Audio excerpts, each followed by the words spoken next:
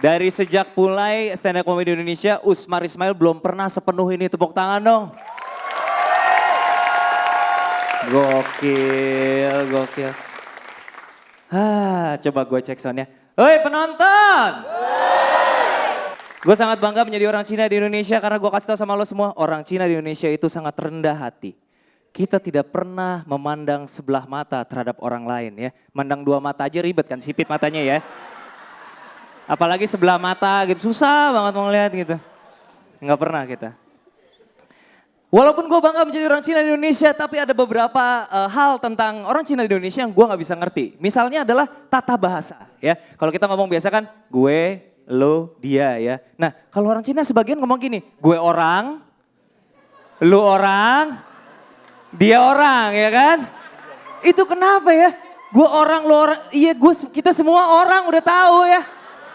Saya bilang kue cucur orang ini semuanya udah tahu gitu. Gue orang, lo orang gitu. Gak ngerti, gue ngerti. Itu biasanya yang umurnya udah rada-rada agak-agak tua ya, mungkin seumuran kakek gue. Kakek gue itu datang dari Cina, dia merantau ke Indonesia, orang Cina asli. Jadi kalau lo menuduh semua yang datang dari Cina itu KW, belum tentu teman. Ada yang Cina asli, orang Cina asli ya. Datang ke sini, kakek gue, dan kakek gue itu pendekar silat ya. Sayang sekali waktu gue masih bayi dia udah meninggal, jadi gue gak sempet berguru sama dia. Tapi karena dia pendekar silat lalu gue berpikir, ini jangan-jangan alasannya kenapa kalau lo lihat di pemakaman ya, kuburan Cina itu gede-gede kan ya. Iya kan? Nah gue mikir jangan-jangan karena mereka ini pendekar-pendekar gitu dimakamkan dalam posisi-posisi silat gitu. Jadi boros tempat tau gak lo? Makanya kuburannya gede-gede gitu. Jangan-jangan ya. Belum tentu sih, belum tentu.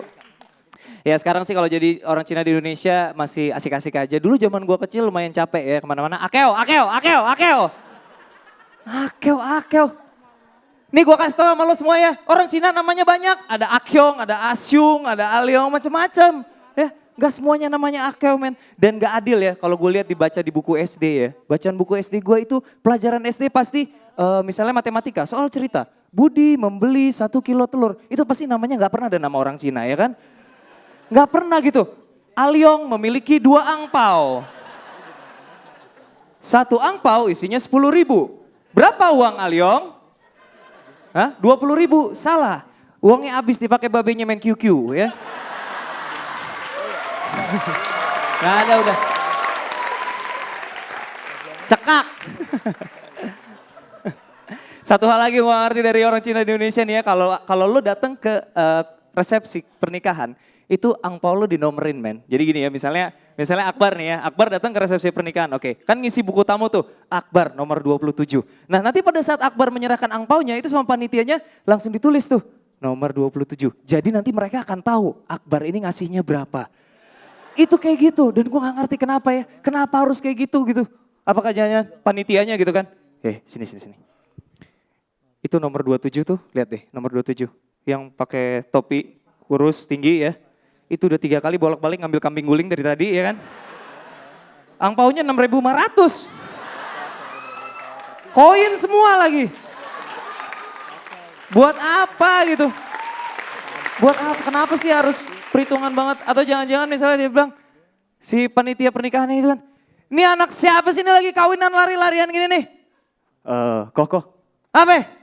Itu bapaknya tadi tamu nomor 11, angpaunya tebel. Ini anak siapa lari-larian jagain ntar dia jatuh. Saya harus terima kasih.